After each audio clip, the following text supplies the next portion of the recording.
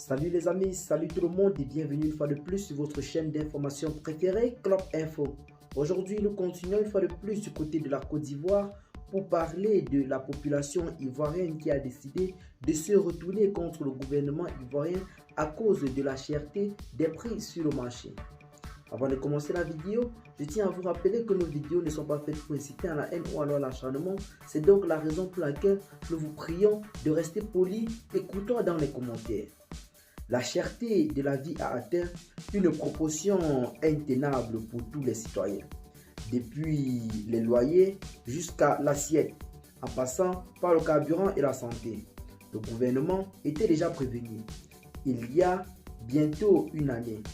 En effet, depuis le 30 juin 2021, ACI avait tenu une conférence de presse pour dénoncer la cherté de la vie. Les institutions budgétivores et bien d'autres problèmes contextuels. Suite à cette conférence, le Premier ministre s'est rendu sur le marché du côté d'Adjamé pour faire le constat par lui-même. Après cela, il a pris des mesures qui ont été inopérantes. C'est ainsi qu'une deuxième vague de flambée des prix s'est déclenchée en début des années 2022 et qui est véritablement en train de cristalliser les populations en ce moment.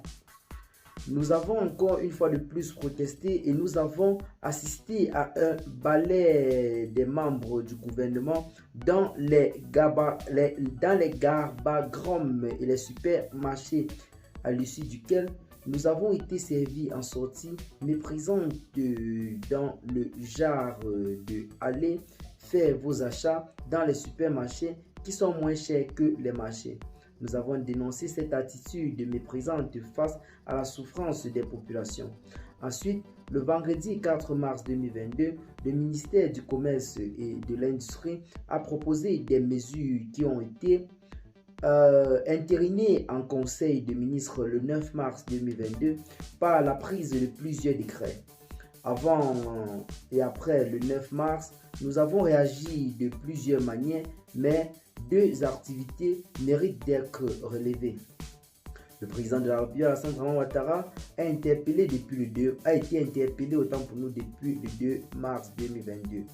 En accord avec la Fédération nationale des acteurs du commerce en Côte d'Ivoire, en abrégé FENACI, le mardi 2 mars, nous avons produit une déclaration commune pour demander au chef de l'État de nous rencontrer pour que nous lui faisions part de nos propositions.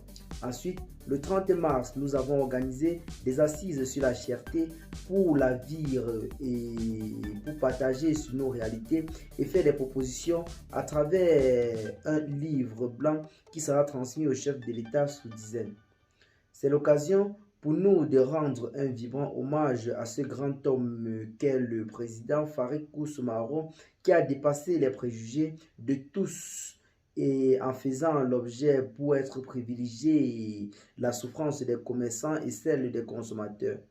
Monsieur le Président, si nous les cadres du RHDP avaient vos qualités d'écoute et le sens de l'intérêt général, le pays se porterait mieux. Merci infiniment pour tout ce que vous faites pour les Ivoiriens. Ainsi, telles est en quelque sorte les nombreuses doléances déposées auprès du chef de l'État qui jusqu'à aujourd'hui n'ont pas été en quelque sorte réglées. C'est donc la raison pour laquelle la population réagit une fois de plus en ces termes. Nous, comité d'action citoyenne pour la lutte contre la vie chère, demandons à tous les Ivoiriens d'observer une ville morte sur tout le territoire national le vendredi 15 avril 2022. Donc, à partir du vendredi 15 avril 2022, si l'on comprend bel et bien ce communiqué que nous venons en quelque sorte de le lire ou alors de vous présenter, les villes seront véritablement mortes du côté de la Côte d'Ivoire, ce qui pourrait bel et bien engendrer des protestations. Donc, le chef de l'État se retrouve une fois de plus face à son peuple qui se retourne contre lui. Dites-le en commentaire ce que vous en pensez. Partagez la vidéo avec vos amis si vous l'avez trouvé intéressante et à très bientôt pour de nouvelles notes d'informations. Bye bye.